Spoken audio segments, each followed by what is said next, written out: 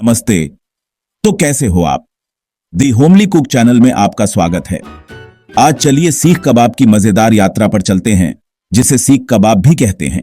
ये लजीज डिश भारतीय उपमहाद्वीप की पाक परंपराओं में गहरे से जुड़ी है, खासकर मुगल काल के दौरान, जो मुगल साम्राज्य के समय खूब फला फूला। सबसे पहले इसके मूल और प्रभावों के बारे में बात करते हैं। कबाब खुद मध्य पूर्व और मध्य एशिया से आता है, जहां सदियों से मांस को सीखों पर ग्रिल करना एक परंपरा रही है। कबाब शब्द फारसी शब्द कबाब से निकला है, जिसका मतलब है ग्रिल्ड या भुना हुआ मांस। अब यह स्वादिष्ट पकवान भारत कैसे पहुंचा? 16वीं शताब्दी की शुरुआत से 19वीं शताब्दी के मध्य तक भारत के बड़े हिस्से पर राज करने वाले मुगलों ने अपने साथ फारसी पाक परंपराएं भी लाईं, जिनमें कबाब भी शामिल थे। मुगल बादशाहों और उनके रसोइयों ने इन व्यंजनों को स्थानीय स्वाद और सामग्री के हिसाब से ढाला, जिससे एक अनोखा मिश्रण बना जो मुगल व्यंजनों का मुख्य हिस्सा बन गया। जैसे जैसे कबाब भारत में पेश हुआ और लोकप्रिय हुआ, विभिन्न क्षेत्रों ने अपने स्वयं के संस्करण विकसित करना शुरू कर दिया, अक्सर स्थानीय मसालों और सामग्री का उपयोग करते हुए। सीख कबाब विशेष रूप से उत्तर भारत में लोकप्रिय हुआ।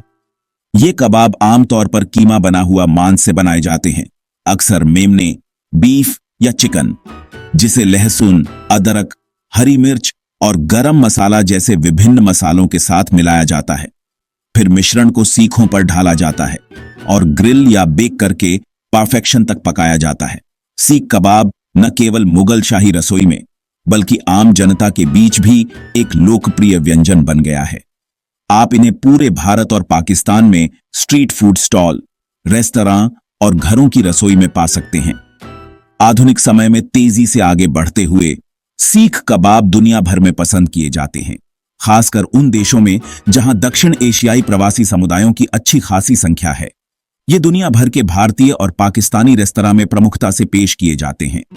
सीख कबाब के आधुनिक रूपों में विभिन्न मीट, शाकाहारी संस्करण और मसालों की एक श्रृंखला शामिल हो सकती है, जो डिश की बहुमुखी प्रतिभा और व्यापक अपील को दर्शाता है।